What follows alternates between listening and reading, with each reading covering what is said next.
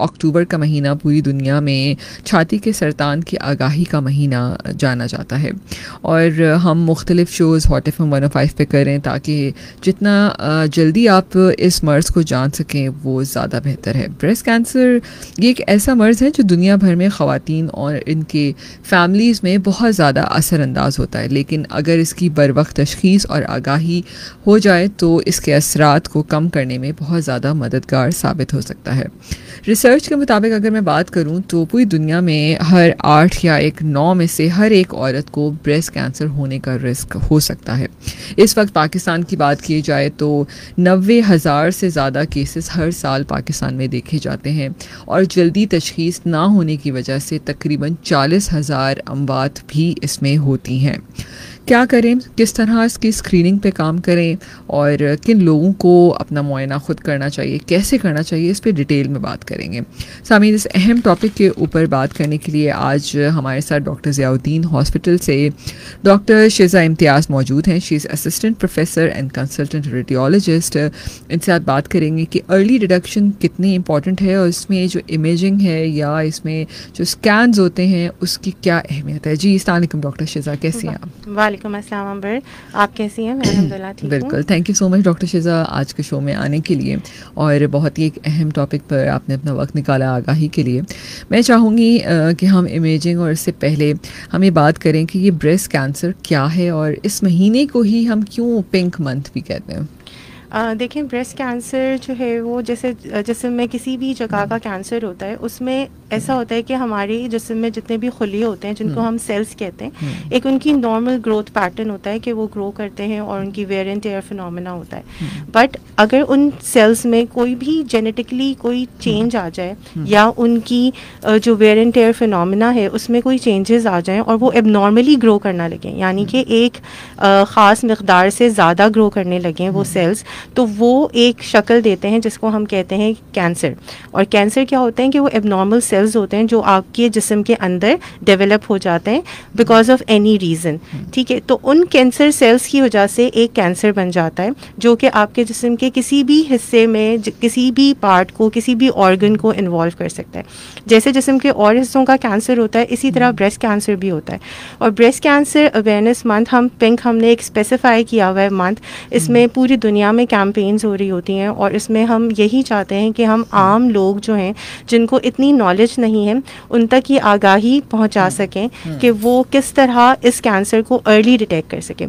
Because इस cancer में एक फ़ायदे की बात यह है कि और जितने भी कैंसर्स होते हैं वो आपको पता नहीं चलते बिकॉज वो आपके जिस्म के अंदर डेवलप हो रहे होते हैं और वो अक्सर बहुत लेट प्रेजेंट करते हैं, आप उनको खुद फील नहीं कर पाते। ब्रेस्ट एक ऐसा आपका स्ट्रक्चर है जो कि आप पैल्पेबल है और आप इसमें कोई भी चेंजेस होती हैं वो आप अपने हाथों से ख़ुद नोट कर सकते हैं, फील कर सकते हैं और उसकी आप ख़ुद तशख़ीस भी कर सकते हैं अगर आप उसको एवरी मंथ खुद ही एग्जामिन करें। और बहुत सारे इस तरह के कैंसर्स हैं जिनका कोई स्क्रीनिंग टेस्ट अवेलेबल नहीं है। फॉर्चुनेटली ब्रेस्ट कैंसर की स्क्रीनिंग के लिए हमारे पास टेस्ट अवेलेबल हैं जिनके ज़रिए आप ब्रेस्ट कैंसर की तशख़ीस बहुत पहले कर सकते हैं। जब आपने ख़ुद भी कोई सिम्टम फील ना किया हो तब भी आप उसको डिटेक्ट कर सकते हैं एक छोटे से टेस्ट के ज़रिए। बिल्कुल।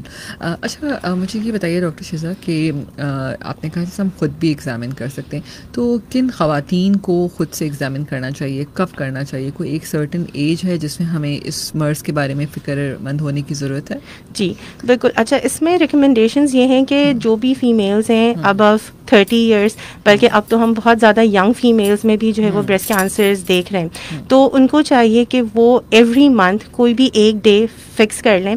यूजुअली हम कहते हैं कि अपने साइकिल्स के बाद का जो पीरियड है वहाँ पर आप एक दिन वो कर लें, फिक्स कर लें और उसमें ख़ुद जो है वो अपना सेल्फ ब्रेस्ट एग्जामिनेशन करें, अपने हाथों के ज़रिए अपने ब्रेस्ट को पैल्पेट करके देखें कि इसमें आपको कोई भी किसी भी किस्म का चेंज नज़र आए। फॉर एग्जांपल, इसमें आपको साइज़ में कोई चेंज नज़र आए, कोई आपको लंप या गिल्टी महसूस हो रही है या आपकी उसकी स्किन में आपको कोई भी चेंजेस नज़र आ रही हैं, तो आप उसका ज़रूर मुआयना करवाएं और उसको ज़रूर आइडेंटिफाई करें। बिकॉज अगर आप एवरी मंथ करेंगे तो आप खुद ही अगर कोई चेंज होगा तो वो आप फ़ौरन से जो है ना उसको डिटेक्ट कर सकते हैं। तो अगर आप एवरी मंथ एक हैबिट बना लेंगे कि मुझे एवरी मंथ अपना इस तरह से जो है वो पैल्पेट कर देखना है, तो इट्स बेटर कि वो चीज़ अगर कोई भी चेंज होगी तो वो आप फ़ौरन डिटेक्ट कर लेंगे और फिर आप उसकी फर्दर जो है ना इन्वेस्टिगेशन या तशख़ीस अपने डॉक्टर से मिलकर करवा सकते हैं। बिल्कुल।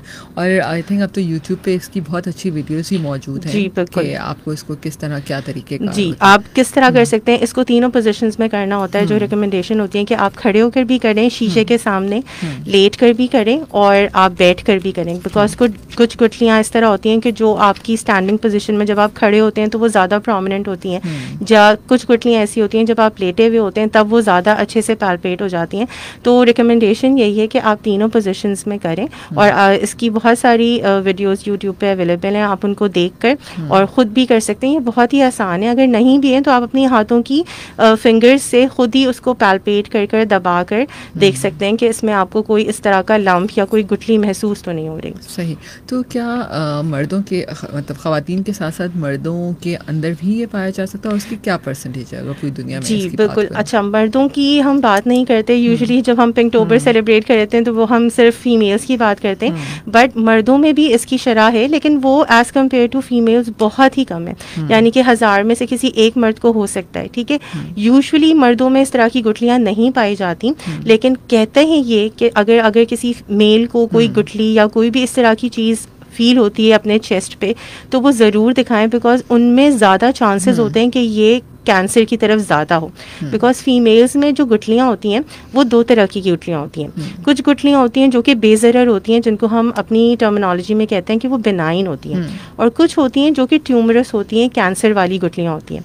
तो इसका मतलब ये नहीं है कि अगर कोई भी ख़वातीन अपने पैल्पेट करती हैं कि सारी गुठलियाँ ही कैंसर नहीं होती, लेकिन उनकी तशख़ीस कराना ज़रूरी है। बिकॉज आप सिर्फ एक गुठली पैल्पेट करके आप नहीं कह सकते कि ये कैंसरस है या बिनाइन है। तो